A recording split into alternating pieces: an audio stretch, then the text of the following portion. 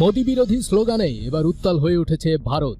এই উত্তাল বিক্ষোভ দমনে কোথাও কোথাও বল প্রয়োগ করেছে আইনশৃঙ্খলা বাহিনী, যার দরুন উত্তেজনা আরও ছড়িয়ে পড়েছে ভারতের মণিপুরে।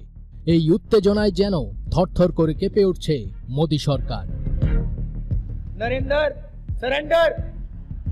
2 বছর আগে মণিপুরে ঘটে যাওয়া প্রায় 250 জনের প্রাণহানির পর গত শনিবার প্রথমবারের মতো এই উত্তেজনাপূর্ণ রাজ্যে সফর করেন ভারতের প্রধানমন্ত্রী গুজরাটের কসাইখ্যাত নরেন্দ্র মোদি। তবে মোদির সফরের কয়েক ঘন্টার মধ্যেই মণিপুরে উত্তেজনা ও বিক্ষোভের ঘটনা ঘটেছে।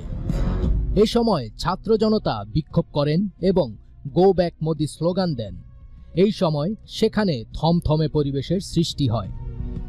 এদিকে পুলিশ শান্তিপূর্ণ বিক্ষোভকারীদের লক্ষ্য করে রাবার বুলেট ও কাঁদানে গ্যাস ব্যবহার করে, যার ফলে বহু মানুষ আহত হয়েছেন, যাদের মধ্যে কয়েকজনের অবস্থা আশঙ্কাজনক। এরপরই আরও দ্বিগুণ গতিতে ফুঁসে ওঠে মণিপুর। মোদির এই সফর 3 দিনের, যা আসাম এবং বিহারকে অন্তর্ভুক্ত করেছে। বিহার ভারতের 3য় সর্বাধিক জনসংখ্যার রাজ্য, যেখানে প্রায় 1,30,00,000 মানুষ বসবাস করেন। বিহার আগামী অক্টোবর বা নভেম্বরের নির্বাচনে গুরুত্বপূর্ণ একটি এলাকা এবং এটি ভারতের হিন্দিভাষী উত্তরাঞ্চলে একমাত্র রাজ্য যেখানে মোদির দল বিজেপি এককভাবে ক্ষমতায় আসতে পারেনি। মোদির সফরের সময় বিহারে মোট $8 বিলিয়ন বিনিয়োগ ঘোষণা করা হয়েছে, যা কৃষি প্রকল্প, রেল যোগাযোগ, সড়ক উন্নয়ন এবং বিমানবন্দর সম্প্রসারণে অন্তর্ভুক্ত।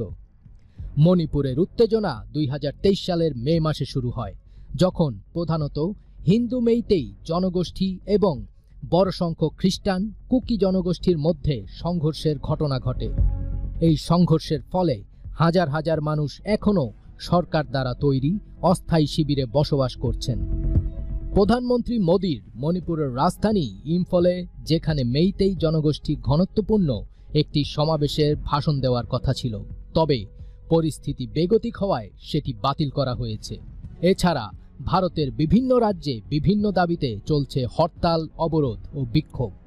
শ্রীলঙ্কা, বাংলাদেশ এবং নেপালের পর এবার কি তবে পতন হতে যাচ্ছে মোদি সরকারের? কারণ এই দেশগুলোতেও ছোট্ট একটি আন্দোলনের স্ফুলিঙ্গ ধীরে ধীরে ছড়িয়ে পড়ে সমগ্র দেশে। অবশেষে দেশ ত্যাগ করতে হয় দেশগুলোর সরকার প্রধানদের।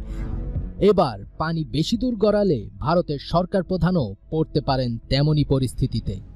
এমনটাই মন্তব্য করেছেন অনেক আন্তর্জাতিক রাজনৈতিক বিশ্লেষকরা।